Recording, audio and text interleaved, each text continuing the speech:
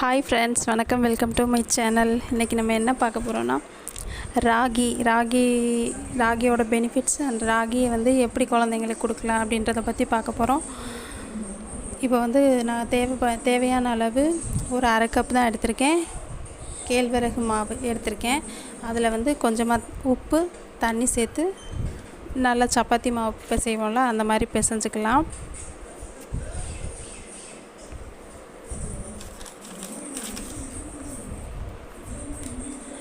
கேழ்வரகில் வந்து நேச்சுரலாகவே அயன் இருக்குது. ஸோ இதை வந்து நம்ம உணவில் அதிகம் எடுத்துக்கிட்டோன்னா ரொம்பவே நல்லது. இதை கூழ் மாதிரி நம்ம எடுத்துக்கிட்டோன்னா வெயிட் லாஸ்க்கு ரொம்பவே ஹெல்ப்பாக இருக்கும். கூழ் மாதிரி குழந்தைங்க சாப்பிட மாட்டாங்க இல்லையா? ஸோ வந்து ஒரு ஸ்வீட் மாதிரி நம்ம இதை செஞ்சு பார்க்கலாம். 2 நாளுக்கு ஒரு தடவை, 3 நாளுக்கு ஒரு டைம் இந்த மாதிரி நீங்கள் இதை கொடுத்தீங்கன்னா குழந்தைங்களுக்கு ரொம்பவே நல்லது.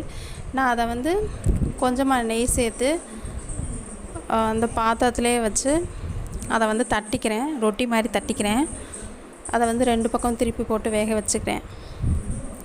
அது நல்லா வெந்திருக்கணும். டபுள் சைடு நல்லா குக் ஆகிருக்கணும்.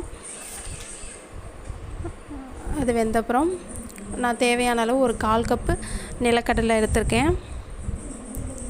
அது கூடவே ஒரு 3 ஏலக்காய் வந்து நான் சேர்த்துக்கிறேன். அது வந்து ஸ்மெல் நல்லாயிருக்கும், அதனால சேர்த்துக்கிறேன். ஃபஸ்ட்டு இதை மட்டும் ஒரு பவுடர் பண்ணிக்கலாம்.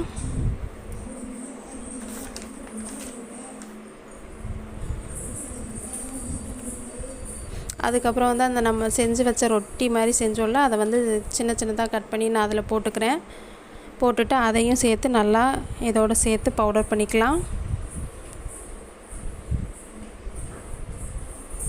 லாஸ்ட்டாக வந்து ஒரு 1/4 கப் வெல்லம் எடுத்திருக்கேன்.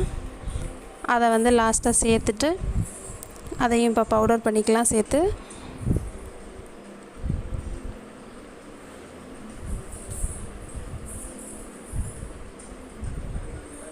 இப்போ 3மே நல்லா மிக்ஸ் ஆகிடுச்சு. இதில் வந்து நம்ம எதுவுமே சேர்க்க தேவையில்லை. நெய் சேர்த்துருக்கோம்ல, அதே போதும். இது நல்லாவே லட்டு மாதிரி நல்லா இருக்கும். சாப்பிட்றதுக்கும் ரொம்பவே டேஸ்ட்டாக இருக்கும். இது குழந்தைங்களுக்கு கொடுத்தா ரொம்பவே நல்லது. ஓகே ஃப்ரெண்ட்ஸ், பாய்.